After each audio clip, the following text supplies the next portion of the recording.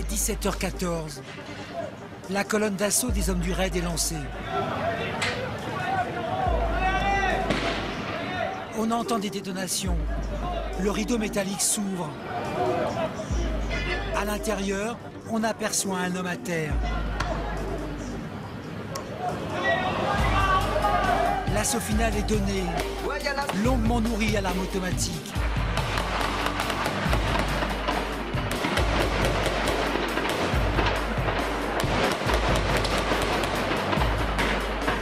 Au fond du magasin, on peut apercevoir un homme surgir. Des grenades sont lancées pour stopper sa route.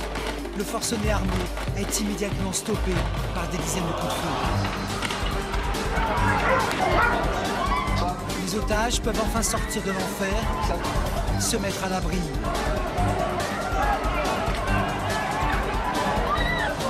Un policier blessé est évacué. Un autre est au sol. L'assaut est terminé.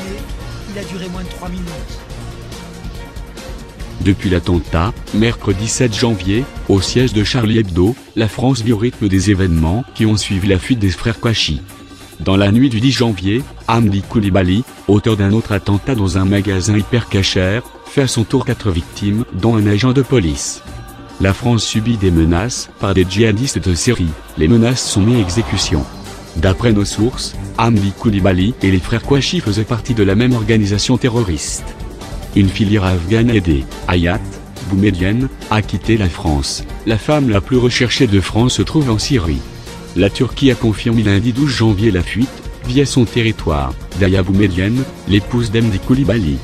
La police française avait émis un avis de recherche contre la jeune femme âgée de 26 ans afin de déterminer son rôle dans l'équipe meurtrière de son conjoint. Nous, à Nonclan, ne pouvons accepter ces menaces, nos moyens d'expression libre sont menacés. Du virtuel au réel, la France subit des choses qui ne doivent être ainsi. Nous sommes un État protégé par les gouvernements du monde entier, une part pour nos monuments, mais aussi grâce à nos soutiens aux pays en difficulté. Des milliers d'adresses e-mail syriennes ont été téléchargées, du gouvernement aux banques, de l'email du président à un citoyen syrien. Toute information concernant la population syrienne va être remise au gouvernement français. Vous aussi suivez nos actualités à propos de cette affaire via Twitter.